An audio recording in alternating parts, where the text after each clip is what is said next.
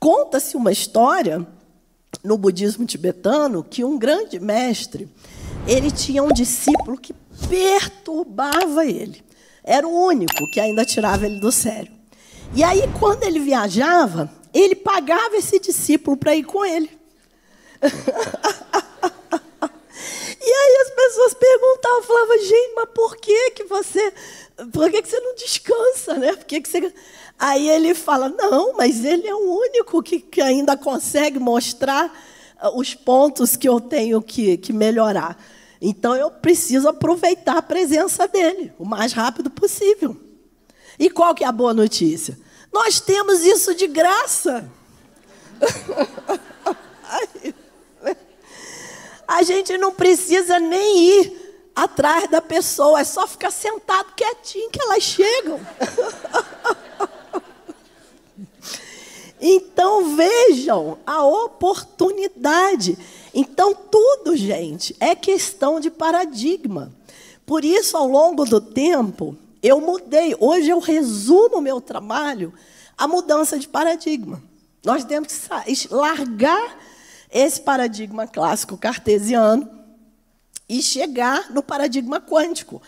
Porque, quando a gente muda o paradigma, as coisas se resolvem naturalmente. E, voltando aqui à física quântica, Einstein mostrou que a luz, que era considerada onda, também é partícula. Daí um físico muito esperto, chamado Louis de Broglie, pensou a ideia contrária. Então, será que o que a gente pensa que é partícula também não é onda? Olha que danadinho ele. Aí eles pegaram esse experimento da fenda dupla, que já existia, né? E jogaram elétrons contra as fendas.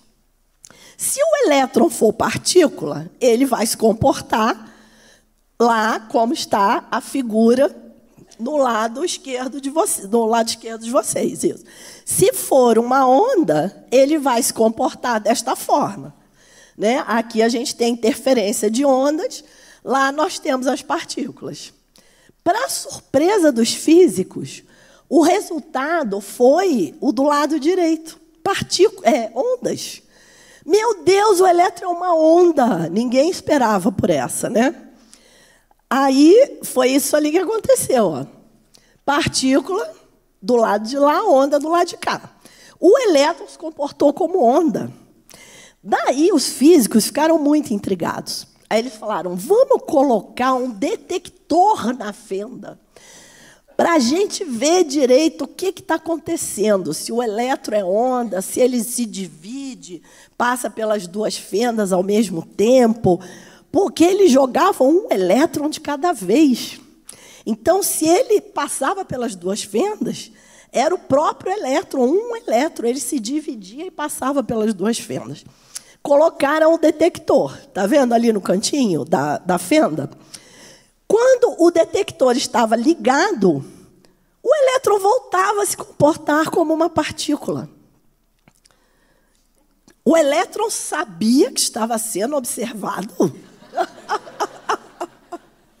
Se eles desligassem o detector, aqui do lado direito, ele se comportava como onda. O detector estava lá. Mas se ele tivesse desligado, o resultado era de onda. Se ele tivesse ligado, o resultado era de partícula. Aí o Niels Bohr falou, gente, não adianta, nós temos que aceitar que o experimento não é separado do observador. Se nós disponibilizamos a informação de qual fenda o elétron passa, ele volta a se comportar como uma partícula.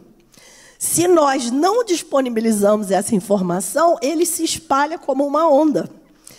Uma onda de quê? Uma onda de probabilidade. Aí vem o grande nó da física, né? Que a física vai dizer, a física quântica, que o universo é um processo de relação. Não existe um mundo separado do observador. Sabe o que existe? Um campo quântico de infinitas possibilidades. Não existe matéria. E nesse campo quântico de infinitas possibilidades, cada um, com a sua própria consciência, vai lá e colapsa a sua realidade. Colapso é o termo que nós usamos na física, que é o que acontece ali. Ó. Quando nós colocamos o detector, o elétron colapsa, ele volta a se comportar como uma partícula. Tá? Então, como eu falei com vocês, isso é o que está nos livros, textos de física.